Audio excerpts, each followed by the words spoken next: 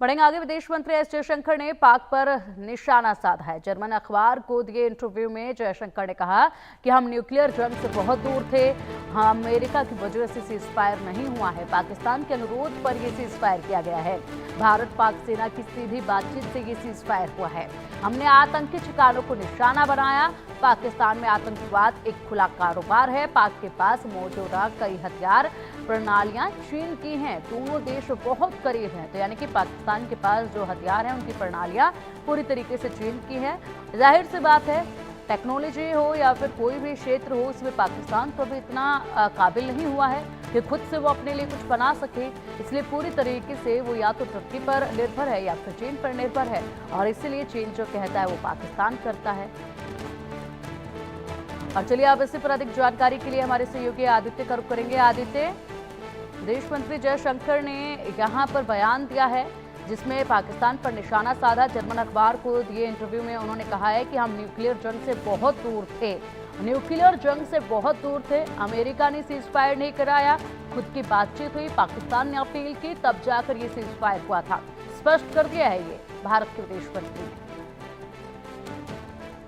देखिए, भारत के जो विदेश मंत्री हैं जयशंकर ने बिल्कुल स्पष्ट कर दिया है कि जो भी सीज फायर डील हुई है वो भारत और पाकिस्तान के बीच में हुई है, और पाकिस्तान ने अनुरोध किया था कि सीज फायर होए।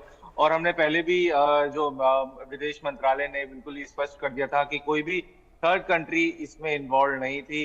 और जिस तरीके से पाकिस्तान में आतंकी ठिकाने डिस्ट्रॉय हुए ऑपरेशन सिंदूर में, तो ये एक बहुत बड़ी भारत की एक जीत मानी जाएगी, क्योंकि पूरा विश्व इस समय भारत के साथ खड़ा है। और अब देखने वाली बात है, और अगर हम देखें तो आज से फॉरेन सेक्रेटरी भी जो है मिस्री, वो भी अमेरिका जा रहे हैं।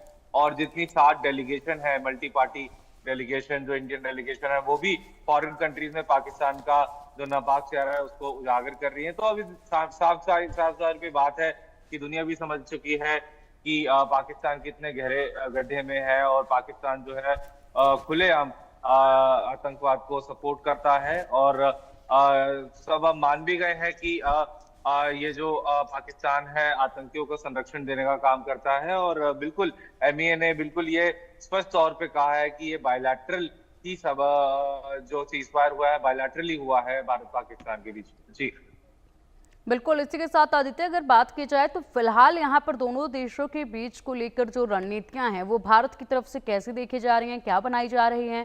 क्योंकि प्रतिबंध तमाम लगाए गए थे, उन पर अभी भी अड़िग है भारत, और वो बिल्कुल भी हटने वाले नहीं हैं।